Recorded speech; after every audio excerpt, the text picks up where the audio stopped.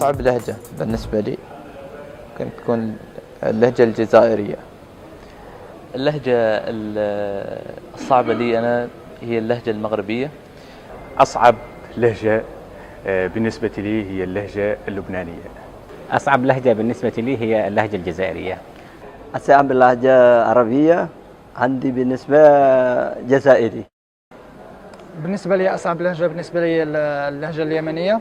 أصعب لهجة بالنسبة لي هي لهجة أهلنا في شمال أفريقيا. أصعب لهجة بالنسبة لي اللهجات المغاربية بشكل عام أجد فيها صعوبة، الجزائر وتونس والمغرب. أصعب لهجة بالنسبة لي والله بشوفها يعني اللهجة الليبية يعني صعبة شوية. بالنسبة لأصعب لهجة هي اللهجة الجزائرية. أصعب لهجة بالنسبة لي اللهجة الجزائرية. أصعب لهجة جزائرية ما بفهمها بنوب. أصعب لهجة بالنسبة لي اللهجة المغربية.